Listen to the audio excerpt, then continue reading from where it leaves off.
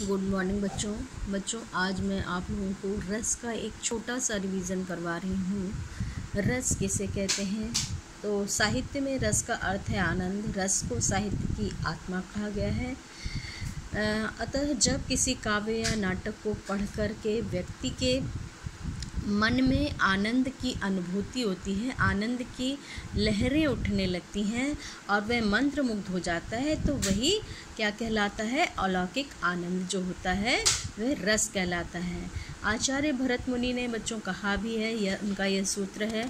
आप सभी जानते हैं कि नाट्य शास्त्र में उन्होंने दिया है ये इस सूत्र का वर्णन कि विभाव अनुभाव व्यभिचारी संयोगाद रस निष्पत्ति, अर्थात विभाव अनुभाव और संचारी भाव के और स्थायी भाव के मिलने से या उसके संयोग से रस की उत्पत्ति होती है। रस के अंग अवयव का प्रश्न आता है, तो रस के अंग अवयव 4 माने जाते हैं और इस पर बेस्ड क्वेश्चन भी आता है।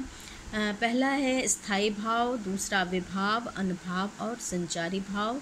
स्थायी भाव जो होते हैं वो प्रत्येक मनुष्य के मन में स्थायी रूप से, स्थिर रूप से विद्यमान रहते हैं, और जबकि संचारी भाव जो होते हैं वो विचरण करते रहते हैं।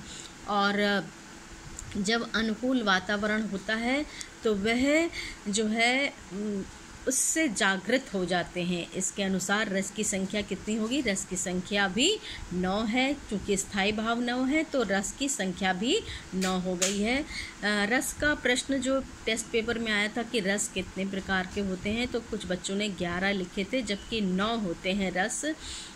ठीक है। और 2 अन्य रस होते हैं, वात्सल्य रस और भक्ति रस, जिनका कि विद्वानों ने वर्णन किया था। तो रति नामक स्थायी भाव श्रृंगार रस उत्पन्न होता है, हास्य से हास्य, और शोक से करुण रस, क्रोध से रौद्र, उत्साह से वीर रस, भय से भयानक रस, घृणा से विभत्स रस, विस्मय से अद्भुत रस, निर्वेद से शांत रस।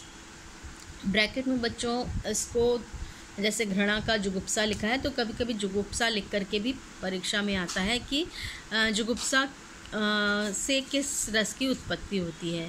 और इन स्थायी भावों में जो प्रेम है वो अत्यंत व्यापक भाव में है। इसके अलग अलग प्रकार के विभाव इस प्रकार हैं। स्त्री पुरुष के बीच प्रेम श्रृंगार रस कहलाता है, इसका स्थायी भाव रति है। बालक के प्रति वात्सल्य रस कहलाता है ना। बालक के प्रति जो प्रेम होता है वो क्या कहलाता है? वात्सल्य रस कहलाता है, और इसका स्थायी भाव वत्सल या बाल रति होता है। और ईश्वर के प्रति प्रेम और जो होता है वह भक्ति रस कहलाता है, उससे भक्ति रस उत्पन्न होती है। तो इसका स्थायी हो जाएगा जो है भक्ति होगा या भगवत रति हो सकता है स्थायी भाव। ठीक है। भक्ति रस का स्थायी भाव भक्ति नहीं, आप लोग भगवत रति लिखेंगे तो ज़्यादा सही रहेगा। उसके पश्चात डिटेलिंग में दिया है कि विभाव किसे कहते हैं, तो इनके कारण स्थायी भाव जागृत होते हैं। इसके 3 अंग होते हैं। ठीक है। दूसरा आश्रय, जिसके हृदय में भाव जागृत होते हैं वह आश्रय होता है। आलंबन किसे कहते हैं? जिस व्यक्ति या वस्तु के प्रति मन में स्थायी भाव जागृत होते हैं वे आलंबन होते हैं। उद्दीपन विभाव किसे कहते हैं? उद्दीपन विभाव वह होता है जिन परिस्थिति, व्यक्ति या वस्तु के सहयोग से मूल भाव के जगाने में सहायता मिलती है, उसे उद्दीपन विभाव कहते हैं। उदाहरण भी दिया हुआ है, जैसे जनक की सभा में जब शिव धनुष टूटा था तब परशुराम को क्रोध आ जाता है, और लक्ष्मण की व्यंग्यात्मक बातें सुनकर के उनका क्रोध जो है वो और भी बढ़ जाता है, यानी उद्दीप्त हो जाता है। यहाँ परशुराम आश्रय है, शिव का धनुष टूटना आलंबन है, और लक्ष्मण के वचन जो है उद्दीपन हो जाएंगे। तो उसके पश्चात दिया है अनुभाव किसे कहते हैं, तो अनुभाव स्थायी भाव के जागृत होने के पश्चात आश्रय की चेष्टा ही अनुभाव होती है। जो आश्रय, मान लीजिए किसी के हृदय में रस उत्पन्न होता है तो वह क्या प्रतिक्रिया देता है, वही अनुभाव होता है।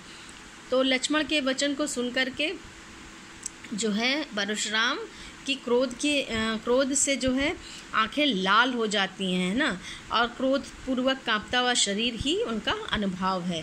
व्यभिचारी भाव किसे कहते हैं? व्यभिचारी को संचारी भाव भी कहते हैं। तो स्थायी भाव के साथ साथ जो मनोभाव बीच बीच में उत्पन्न होते हैं वे संचारी भाव कहलाते हैं। ये पानी के बुलबुले की तरह होते हैं, है ना, उसी की तरह उठते हैं और नष्ट हो जाते हैं। जैसे उदाहरण देकर के समझाया है कि किसी के पिता की मृत्यु होने पर शोक तो स्थायी भाव है, पर बालक के भविष्य की चिंता, ठीक है, भविष्य की चिंता, पिता की याद आदि संचारी भाव हैं। और संचारी भावों की संख्या 33 है।